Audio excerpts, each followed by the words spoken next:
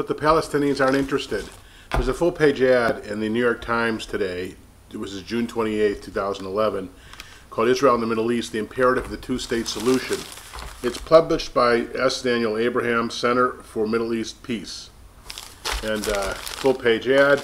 And basically it says that if Israel doesn't agree to a two-state solution, it won't be a democratic, or it won't be Jewish, it'll just live in tyranny. It's the only answer. Well, there's a big response to this, which is basically Netanyahu and the Likud party in Israel has already said yes, they want a two-state solution. But everything that they recommend here as that Israel is willing to agree to, the Palestinians aren't. It's that simple. They are not interested in having a demilitarized state. They will not recognize a Jewish state. Netanyahu keeps saying, Abbas, just simply say there should be a Jewish state and we can move on, and he won't do that. They say here that the Palestinian refugees will have a right only to return to the state of Palestine. The Palestinians will never agree to that. They call for the disarming of Hamas and ending its control of the Gaza Strip. That'll never happen. And then he says that Israel's security would be safeguarded by a defense treaty with the United States. How is Israel supposed to rely on that when Obama just ripped up the agreement that President Bush already made with Israel about the settlement blocks and Jerusalem being under eternal Israeli sovereignty? So you can't rely on, now it seems like, used to be able to, but now you can't rely on agreements made by the United States president, because the next one could just rip it up. And so, while there are very significant dangers to maintaining a status quo, sometimes the alternative is worse.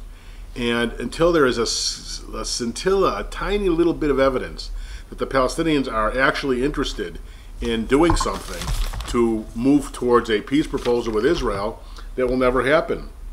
In fact, Tobin, in the article I quoted in my last video about can Israel survive an Obama next term, says that in the end, any such agreement will require the Palestinians to accept diplomatic advantages and generous terms that Obama's been giving them. But as the president ought to have learned by now, there is no reason to believe the Palestinians will ever do so. Every statement by Obama to put pressure on Israel was intended, he says, to entice the Palestinians to restart peace talks and finally accept the Palestinian state, which has been on the table for more than a decade. But just as they turned down every Israeli offer of a state in virtually all of the West Bank, Gaza, and Jerusalem already, they have failed to take advantage of any Obama gestures. To the contrary, Tobin says, they have interpreted each such statement as more incentive to avoid peace talks altogether. Having brushed off Obama's entreaties, the Fatah-run Palestinian Authority signed a unity pact with Hamas rivals this spring.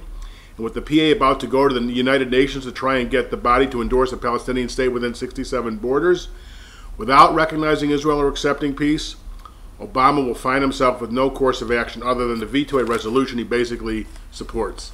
And so the Palestinians are simply uninterested.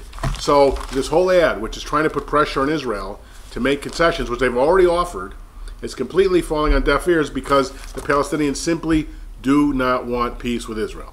They've had multiple offers, multiple opportunities. They reject every single one.